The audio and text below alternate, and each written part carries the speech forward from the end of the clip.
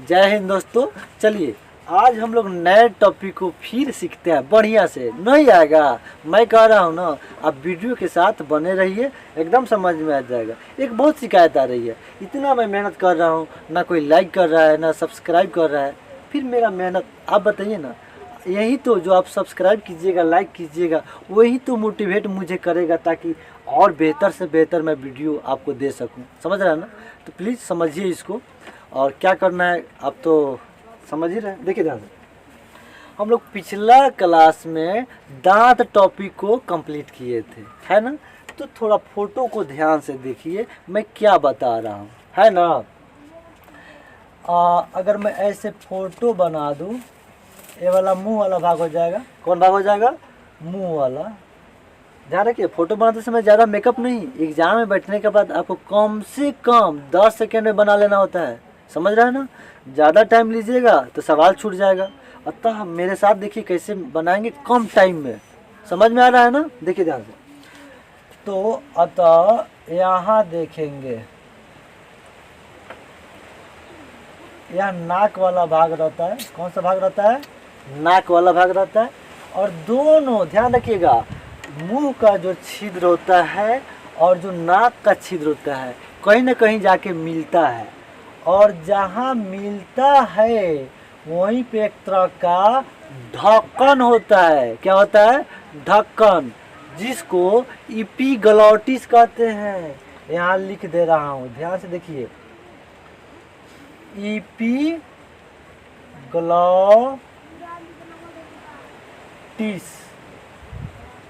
ध्यान रखिएगा, इसी का भाग है इपीग्लॉटिस। बात समझने की कोशिश कीजिए, इपीग्लॉटिस क्या है? तो एक तरह का ढक्कन है। इसका मुख्य कार्य क्या है? तो जो हम लोग खाना ले रहे हैं उसको खाना वाला ही नली में जाए, जो सांस ले रहे हैं नाक से, है ना, वह सांस वाला ही नली में जाए। उसको कौन कंट्रोल करता है? तो ध्यान रखिएगा, इपीग्लॉटिस। देखिए ध्यान से।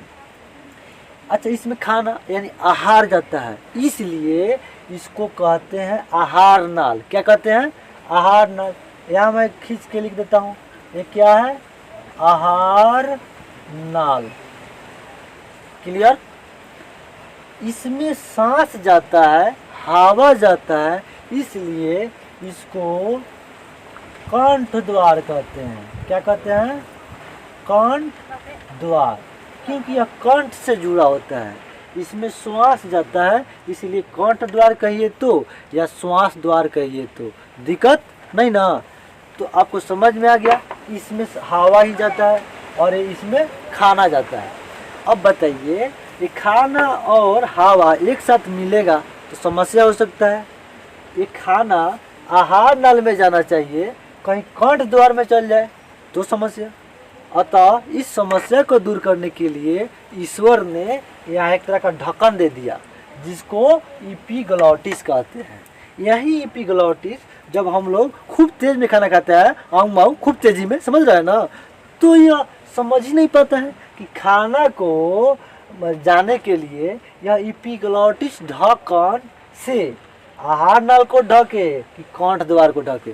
बेचारा कन्फ्यूजन में पड़ जाता है, और जब कन्फ्यूजन में पड़ जाता है ना, तो ढकना है आहार नल, ढक देता है कंठ द्वार। ध्यान रखिए। अब बताइए, खाना जा रहा है तो आहार नल वाला को छोड़ना है ताकि आहार नल में खाना चल जाए। इस ससुरा आहार नल को ढक लेता है और कंठ द्वार को खोल देता है, सीधे खाना खाए थे मुंह में, निकल गया नाक में। अब बताइए, तब कहता है लोग, अरे मौसी याद करत रही ना, मौसी के इतना फ्री टाइम है, नानी के इतना टाइम है, बबुआ के नानी याद करत रही है। समझ रहे हैं ना कहानी? तो यह ध्यान रखिएगा, यही गलती से खाना आहार नल में जाना चाहिए, लेकिन यह जो ढक्कन है आहार नल को ढक लेता है और कंठ द्वार को खुला छोड़ देता है, जिसके चलते कंठ द्वार में खाना जाने की कोशिश करता है, जाता नहीं है। जैसे जाता है उधर से कंठ द्वार कहता है इधर इधर ना ना ना ना भागो, लतिया के बेलाता है तो नाक में निकलता है। और जब नाक में निकलता है ना, तो समझिए कि बहुत दर्द करता है। जिसको निकलेगा वही समझा होगा। तो यह इपीग्लॉटिस वाला समझ में आ गया, कोई दिक्कत नहीं ना। अब देखिए, खाना आहार नल से होते हुए आएगा, इसको कहते हैं ग्रास नॉली। क्या कहते हैं? ग्रास नॉली। इंग्लिश चाहिए? ओएसोफेगस कहते हैं। क्या कहते हैं? ओएसोफेगस। देखिए ध्यान से, अब खाना धीरे धीरे खिसकते खिसकते ग्रास नली में फूलता पचकता हुआ घसकता है खाना। समझिए ध्यान से, जब खाना ग्रास नली में जाता है तो धीरे धीरे घिसकता है। कैसे घसकता है? तो यह ग्रास नली फूलता है पचकता है, फूलता है पचकता है। जिस घटना को क्रमांकुचन कहते हैं, ध्यान रखिए, क्रमांकुचन। क्या कहते हैं? क्रमांकुचन। समझ लीजिए, क्रमांकुचन को मैं लिख देता हूँ, सिकुड़ना प्लस फैलना। क्या? सिकुड़ना प्लस फैलना। याद रखिएगा, जो ग्रास नली सिकुड़ता है फैलता है, इस क्रिया को क्या कहते हैं? क्रमांकुचन। कोई दिक्कत नहीं ना? चलिए, अब खाना धीरे धीरे घसकते घसकते आमाशय में पहुंचता है। देख लीजिए कैसे फोटो बना रहे हैं, है ना? यही आमाशय है, ठीक ना? अब इस आमाशय के बारे में ध्यान से सुनिए। इस आमाशय का 3 भाग होता है। बाएं साइड होता है, अपना बायां देख लीजिए, बाएं हाथ जो नहीं होगा वो नहीं आमाशय होता है, ध्यान रखिएगा। तो आमाशय में खाना पहुंचेगा।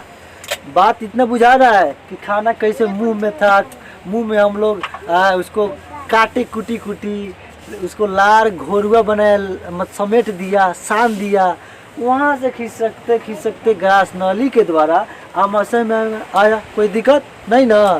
अब देखिए ध्यान से, आमाशय का थोड़ा समझिए, समझने की कोशिश कीजिए। आगे वाला भाग जो होता है इसको कार्डियक कहते हैं। क्या कहते हैं? कार्डियक। बात समझने की कोशिश कीजिए, मेरे साथ बोलिए। आमाशय के अगला भाग क्या कहलाता है? कार्डियक। दिक्कत नहीं ना? क्या साइड है? मत साइड रहिए महाराज, समझ में नहीं आएगा। सामने देखिए और वीडियो के साथ पढ़िए, लिखिए। कितना मस्त मस्त हवा चल रहा है। चलिए पढ़िए महाराज। हई जानते हैं, एगो हई भाग होता है, एगो हई।